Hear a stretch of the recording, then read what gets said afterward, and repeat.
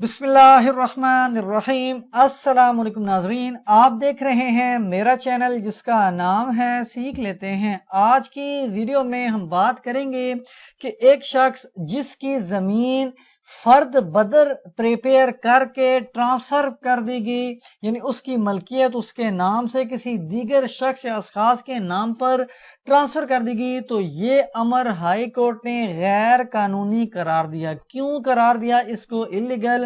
یہ ہم دیکھیں گے۔ جو ججمنٹ رپورٹ ہوئی پشاور ہائی کورٹ کی جانب سے 2014 YLR 1218، اس سے پہلے آپ کو بتاتا چلوں کہ ایک ہوتا ہے ریونیو ڈپارٹمنٹ، ایک ہوتا ہے سول کورٹس، یعنی کہ ایک ریونیو کی کورٹس ہوتی ہیں، دوسرا سول کورٹس ہوتی ہیں۔ دونوں الگ الگ کورٹس ہوتی ہیں، ان کے پاس ان کی جورسڈکشن یا ان کے اختیارات الگ الگ ہوتے ہیں۔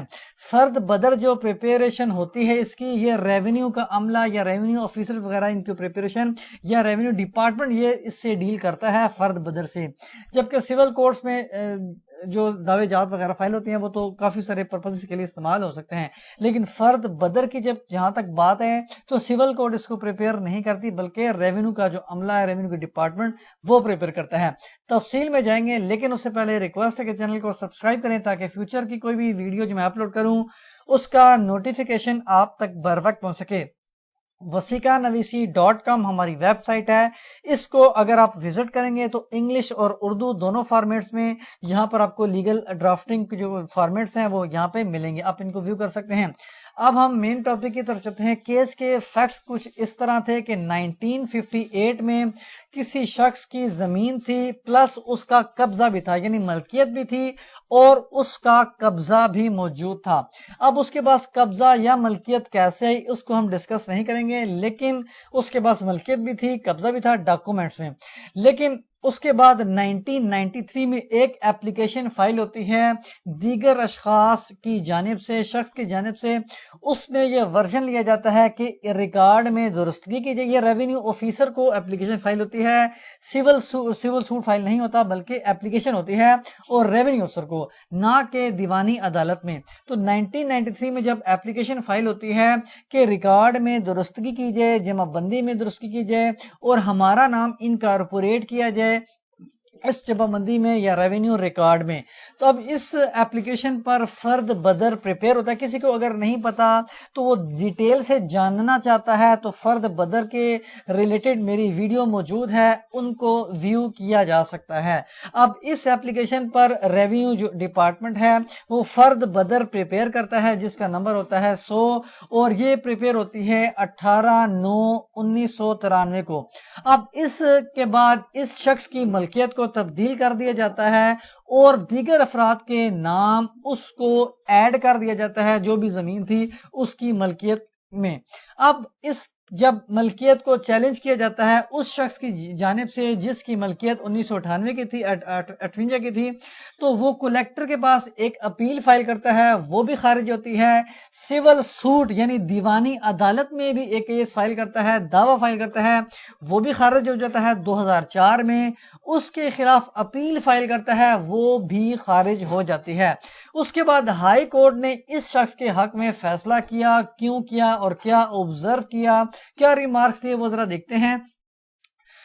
رپورٹ ججمنٹ تو میں آپ کو پہلے بتا چکا ہوں کہ یہ 2014 YLR 1218 ہے۔ اب یہ تو تھوڑے سے کورٹ نے بتایا کہ یہ جو انتقال کا نمبر ہے 5731، یہ اٹیسٹ ہوا اس شخص کے نام پر جو بھی فرسٹ اونر تھا، جس کے نام پہ پہلے ملکی تھی، اور یہ سول اونر تھا، اکیلا مالک تھا اس زمین کا۔ جتنی بھی زمین تھے میں نے نام کو ہائیڈ کر دیا یہاں پہ جس شخص کے نام پہ تھی۔ اب وہ سول اونر تھا، لیکن 1993 میں ایک اپلیکیشن فائل کی جاتی ہے، اس کو اب ذرا دیکھ لیتے ہیں، خود بھی پڑھ سکتے ہیں۔ اب یہاں پہ اپلیکیشن فائل ہوتی ہے 1993 میں کوریکشن آف انٹریز کے لیے جمع بندی میں، جس پر فرد بدر 100 اور اس تاریخ کو پریپیئر ہوتا ہے، جس میں سم الٹریشن کر دی جاتی ہے اور اس شخص کی اونرشپ کے بجائے ریسپونڈنٹس نمبر 1 to 5 کے نیمز کو ایڈ کر دیا جاتا ہے۔ تو کورٹ کہتی ہے it is by now well settled that long standing entries یعنی کافی عرصے سے جو ریکارڈ میں چلی آ رہی ہوتی ہیں انٹریز۔ اب جیسا کہ اس شخص کے جو ہے نام نام چلا آ رہا تھا 1953 سے 1958 سے. تو یہاں پہ ذرا دیکھ لیتے ہیں کہ بالکل 1958 سے اس شخص کا نام چلا آ رہا تھا اور 1993 میں ایک اپلیکیشن فائل ہوتی ہے تقریباً 40 سال کے عرصے کے بعد. تو کورٹ کہتی ہے اب یہ چونکہ لانگ سٹینڈنگ انٹریز ہے اور وہ بھی ڈٹرمنیشن آف رائٹس سے ریلیٹڈ یہ بھی ہے, اور کورٹ نے حوالہ دیا کہ ڈٹرمنیشن آف رائٹس کے حوالے سے اگر کوئی لانگ سٹینڈنگ انٹریز ہے اس کی کوئی بارے میں اگر اپلیکیشن فائل ہوتی ہے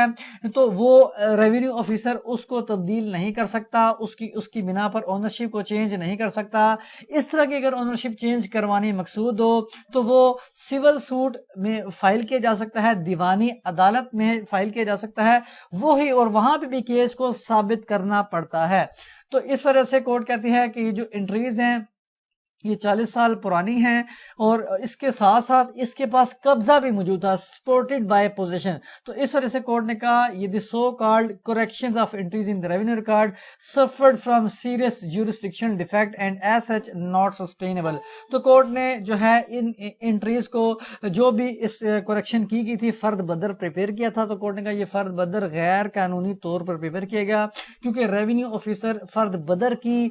بنا پر یا اس بنیاد پر کسی شخص کی اونرشپ کو چینج نہیں کر سکتے کیونکہ رائٹس ہوتے ہیں. اب یہ اونرشپ رائٹس ہوتے ہیں تو اونرشپ رائٹس کے جہاں پہ تعلق آ جائے کوئی فراڈ کا, ہاں جو فرد بدر پریپیئر ہوتا ہے وہ ایک اپیرنٹ مسٹیک اگر کوئی ہو جائے, کوئی نام میں معمولی سی مسٹیک ہو جائے, جو ہے فار ایگزامپل جو ہے محمود اعظم کی جگہ محمود عظیم لکھا گیا, تھوڑا سا اس کے جو اپیرنٹ مسٹیک ہو, اس کی ولدیت سیم ہو, ایڈریس سیم ہو, کاسٹ سیم ہو, رقبہ سیم ہو, تو بہت ساری چیزیں کو ریبوریٹ کرتی ہیں کہ یہ ایک وہی شخص ہے, تو اس بنا پر جو ہے وہ کریکشن کر سکتے ہیں ریونیو آفیسر اور فرد بدر کی بنیاد پر کر سکتے ہیں. لیکن جہاں پر ایک شخص الگ ہے اس کا نام ریفلیکٹ ہو رہا ہے اور دوسرے شخص اپنا نام ایڈ کروانا چاہتا ہے تو فرد بدر کے ذریعے ایڈ نہیں کروا سکتا.